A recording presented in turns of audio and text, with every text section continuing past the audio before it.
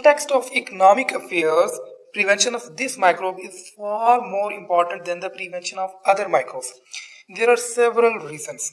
Number one, Pseudomonas aeruginosa is opportunistic bacteria, and when there is lack of infection control measures, it takes opportunity.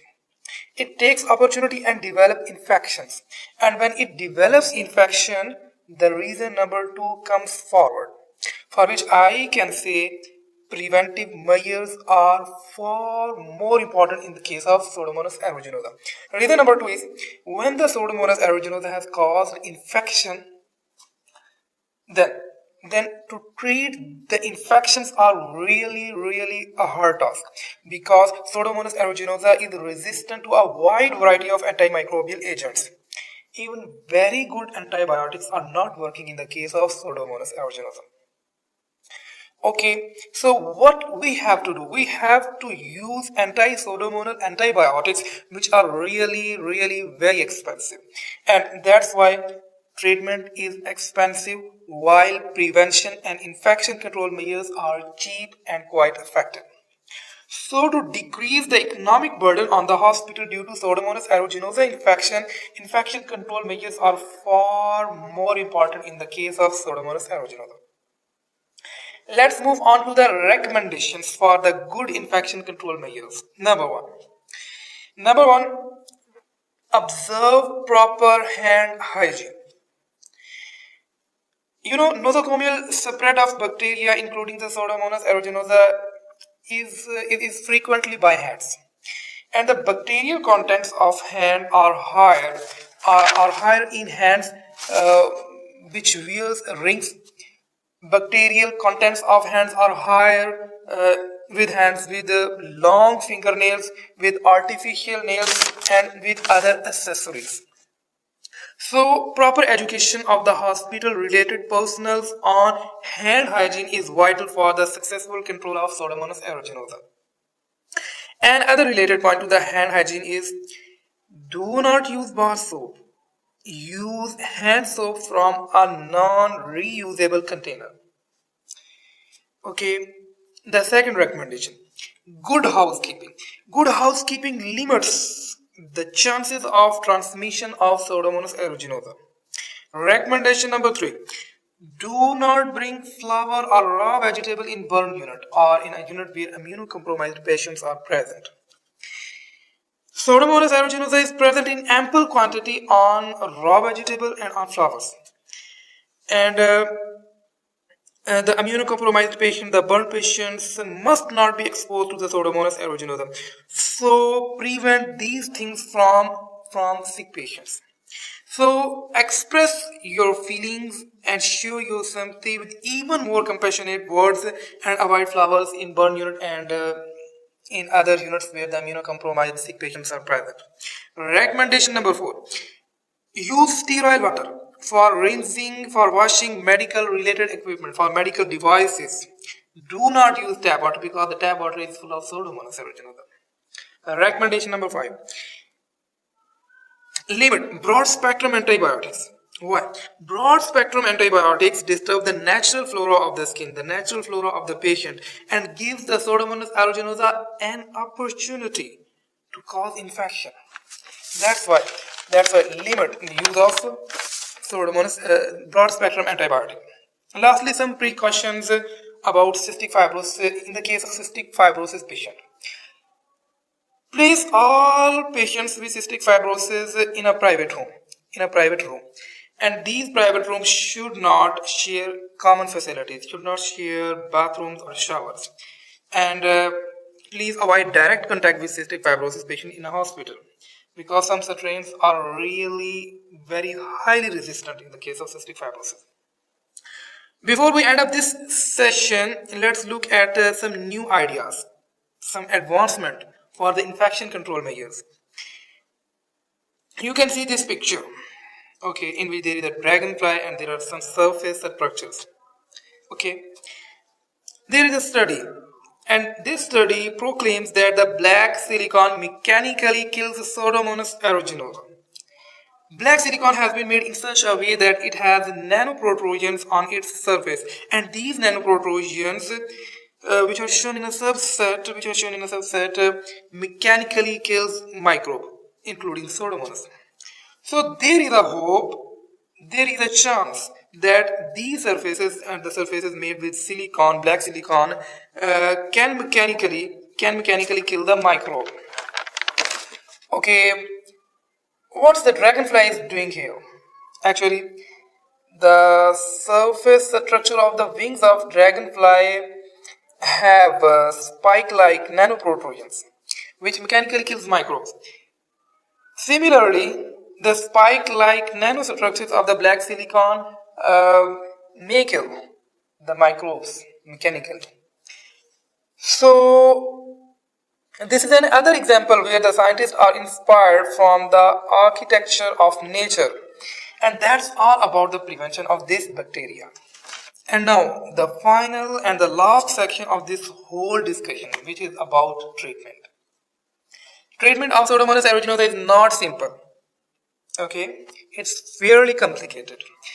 But we are not going to have a robust discussion to deal with this complexity. We shall make some general ideas about the treatment options.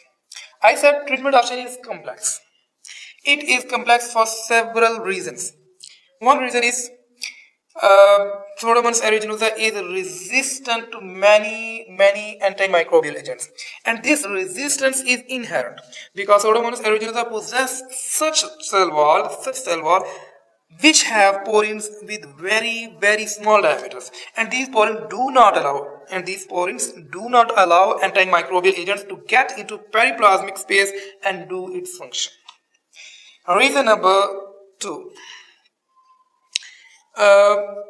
There are strains of Pseudomonas aeruginosa which are even resistant to anti-pseudomonal antibiotics. So for these reasons, the treatment of Pseudomonas aeruginosa is complex. It's not fairly simple. So how to deal with this situation? We can deal with this situation by having all treatments guided by antimicrobial susceptibility tests. And please have frequent sensitivity tests, and these sensitivity tests are necessary to monitor the treatment because resistance is fairly common in the case of Pseudomonas aeruginosa.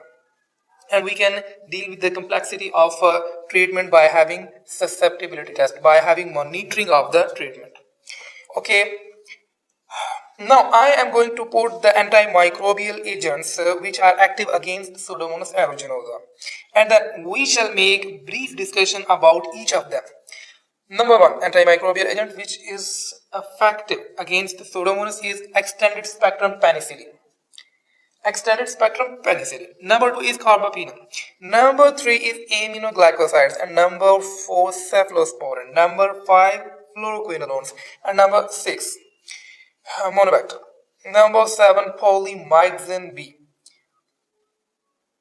And let's have a brief discussion about the extended spectrum penicillin. Extended spectrum penicillin includes ticarcillin, piperacillin. These two agents are extended spectrum penicillin.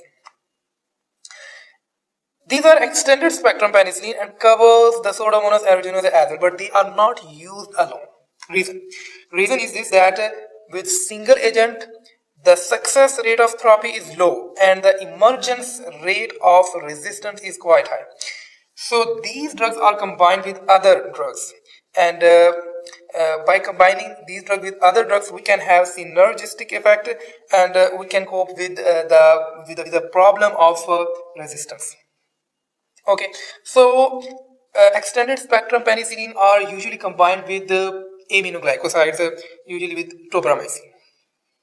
Okay, now come on to the second class of drug, which are carbapenem. It includes imipenem and meropenem. Carbapenem is a new class of beta-lactam antibiotics, and imipenem is an important carbapenem. It has very broad antimicrobial activity. Almost all bacteria which are difficult to treat can be managed with imipenem. To remember this fact of imipenem, you can imagine imipenem as IM pen, and this pen cross out all the difficult bacteria. Okay, It crosses out all the difficult bacteria, means that it kills all the difficult bacteria, all the bacteria which cannot be handled with other antimicrobial agent can be dealt with independently. Okay, why this drug is so much successful? Why this pen is so successful? There are reasons. Reason number one is it is stable beta-lactam antibiotics. It is stable to beta-lactamase. Sorry, it is stable to beta-lactamase. Reason number two is its molecular structure is so small that it can cross through the porins of the cell wall of Pseudomonas aeruginosa and can get into the periplasmic space where it interacts with the transpeptidase, and by having this interaction it stops the cell wall production, and by stopping the cell wall production it actually kills the bacteria. So it's bactericidal agent. Let's come on to the third category, which is aminoglycosides. Newer aminoglycosides, which include the tobramycin, gentamicin, amikacin. These are quite effective against Pseudomonas aeruginosa. They are combined with carbapenem or extended spectrum penicillin. And when they are combined together, they are used to treat very serious life-threatening infections of Pseudomonas aeruginosa. Example is, in neutropenic patient, the treatment option may be tobramycin combined with piperacillin. Okay, this combination may be the treatment option. Next thing is cephalosporin. Cephalosporin of third and fourth generation are active against Pseudomonas aeruginosa. The agents in third generation which are active against the Pseudomonas aeruginosa include cefoperazone and ceftazidime. In fourth generation we have cefepime for the Pseudomonas aeruginosa. Like other antimicrobial agents, cephalosporins are combined with other antimicrobial agents to deal with the issue of emergence of resistance and to deal with the life-threatening infections. Next comes fluoroquinolones. In fluoroquinolones, ciprofloxacin and levofloxacin are active against the Pseudomonas aeruginosa. Fluoroquinolones have something unique. I mean, fluoroquinolones are the only oral available antibiotic which are active against Pseudomonas aeruginosa. These are only orally available drugs which can be used to treat the Pseudomonas aeruginosa infection. Next is Monobactam. Okay, and the last one is polymyxin B. This drug is rarely used. Reason is there are drugs better than this drug available in the market, and there are some adverse effects associated with this drug which is not present with other drugs, but it is still used. In a very desperate situation where the Pseudomonas aeruginosa infection is overwhelming. So it is still in use, even though it has some disadvantages. Well, at the end of this section, I try to summarize the management options of Pseudomonas infection in this way. The treatment of choice of Pseudomonas infection is anti-pseudomonal penicillin plus aminoglycosides, and the anti-pseudomonal penicillin would include the piperacillin plus tazobactam, and the aminoglycoside would include the tobramycin, gentamicin, and amikacin. When these are combined together, they can be used to treat the Pseudomonas infections. And we can use the colistin for highly resistant citrates. And for UTI, fluoroquinolones can be used. They are available in oral form.